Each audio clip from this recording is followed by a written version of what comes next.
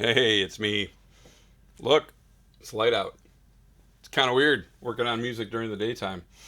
Yeah. So just finished up some drum edits last night. I listened through again when I got home.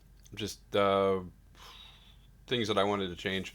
So I've been kind of pecking around here for about an hour now, just getting these drums where I want them and changing some things and just being like super picky, but also just realizing more so why I want to redo this song because I think I was more in a hurry to get it done last time, and so I didn't get as particular or just as like granular with these drums and even with some of the levels of the hits and all that other stuff. And so wanted to do that now, and it sounds really good. So the other thing is I'm bumping it back 2 BPM, which means I have to re-record the acoustic guitar that I did yesterday, which is okay.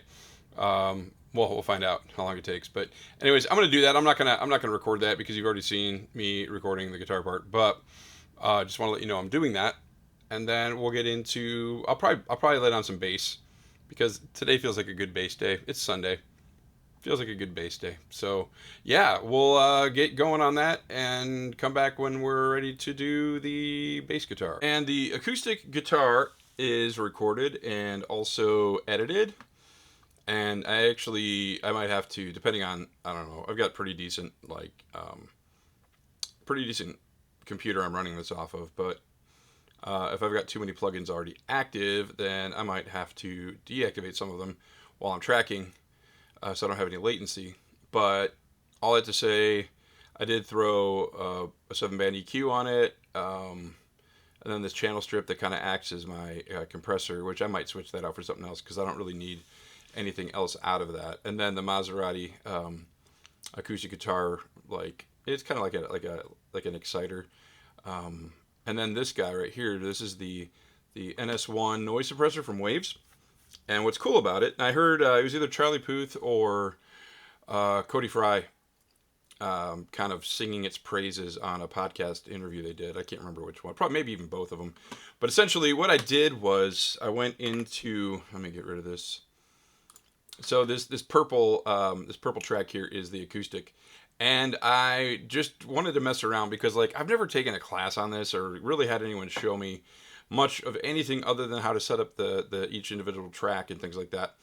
So this has all been self-taught. But essentially, I went in, and anytime there was like if there was like a dead spot, like not a dead spot, but like a place where, here I'll just show you. Let me solo that.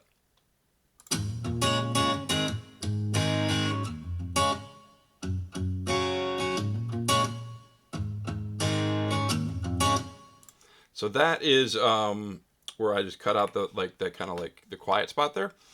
But if I take this and this noise suppressor off of here, so if I make it inactive, and then I go play that again, you're gonna hear some like weird little like ins and outs of the channel.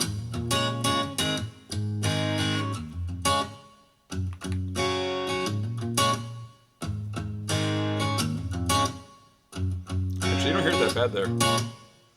Where was that? Is that? There it is. It's like bop bop. Yeah. So, but anyways, when you put the noise suppressor on, you don't hear that because it suppresses the noise because it's a noise suppressor. What it does is essentially, I think it's just kind of like a smart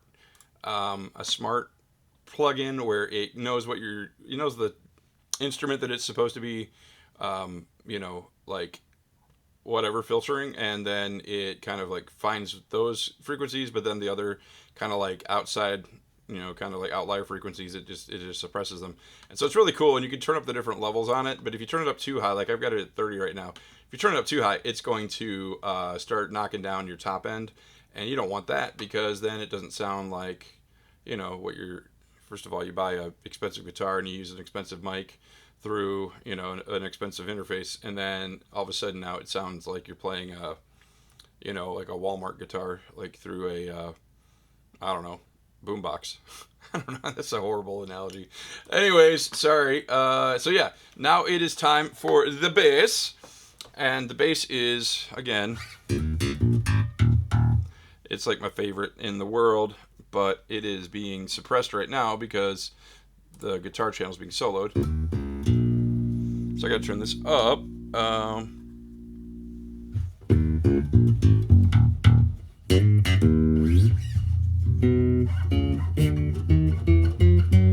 Yes. So I am going to track this on the bass. I don't remember what I played the original recording in, but we'll find. Oh, I know why. It's because it's muted. Hello, dum dum.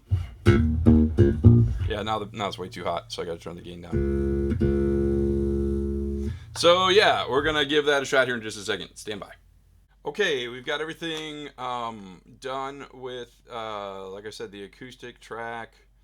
Um, let's see here. So we got the bass ready to go. Everything's record enabled. So yeah, this is my GNL L2500. It's like the made in Fullerton, California.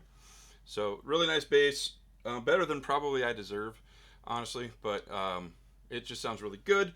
I noticed that the strings are starting to not feel quite as crisp in terms of like the rebound and just like the sustain and everything like that. So I'm gonna run this a couple times with these strings on here. I also changed the battery out on the preamp of the bass because it felt like it was maybe starting to you know wasn't quite as punchy. Things like that. So if these strings don't end up yielding great results, I've got these. These are Labella Ian Martin Allison. He is a bass player, obviously. These are 45s to 125s.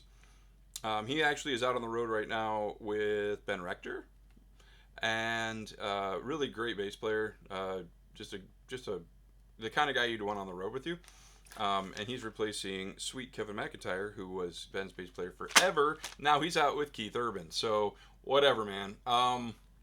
Yeah. So we're gonna see how this goes with these strings, and if I need to change the strings, I will. In fact, I'm kind of excited about it now because I haven't changed these bass strings in quite a while.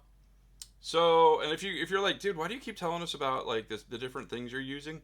It's because if you're not, you're probably not a musician if you're asking that, because musicians, we love to talk gear and kind of get recommendations, and because there's a ton of different options out there. And so I've been very kind of mindful of making sure um, I'm throwing that info out there as well, because as a musician, I love getting recommendations. A lot of the stuff I have is based on, like the noise suppressor plugin that I said was from a recommendation from Charlie Puth, I think it was, or not personal, but on a podcast, or Cody Fryer. I think they both may have liked it, but anyways, dude, these things are huge. This is the coldest bottle. This is the Golden Dragon. It's so Liberace, it's not even funny. But you know what? It was like on sale, so I was like, all right, I don't care what it looks like. It holds water. Okay, ADD kicking in. Let's go.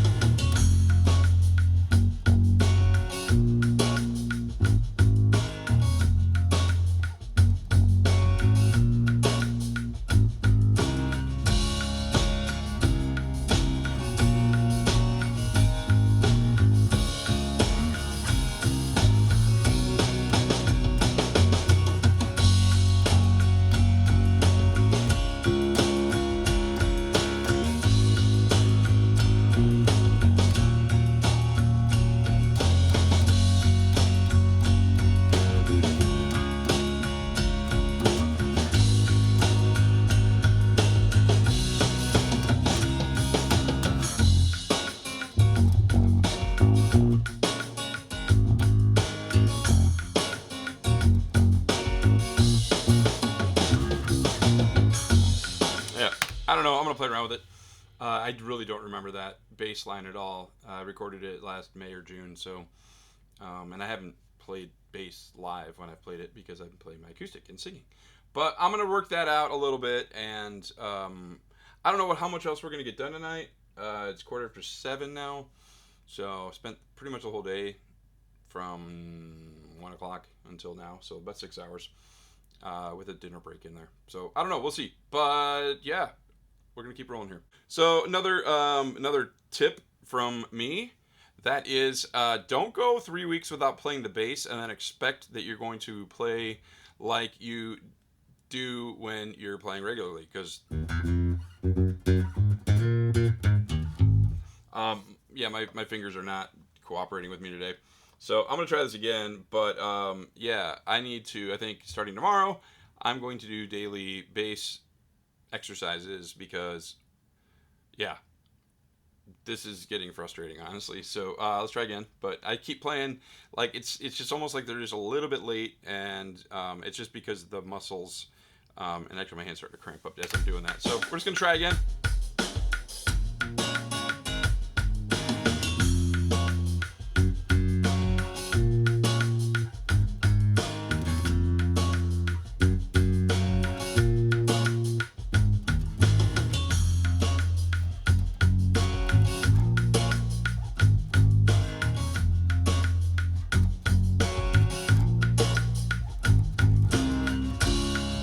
Did a little bit late there.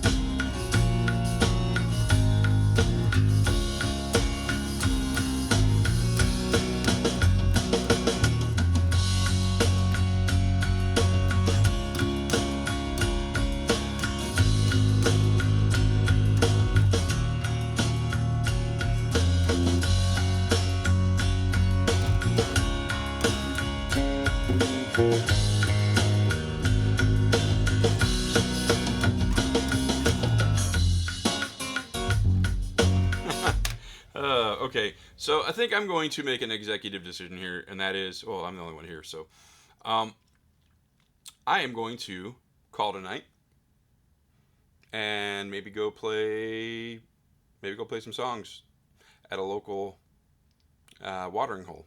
We'll see. We'll see. But yeah, my hand's pretty much toast as far as the bass is concerned. So thank you guys for watching as always and listening and caring. Um, we'll keep going tomorrow. Peace.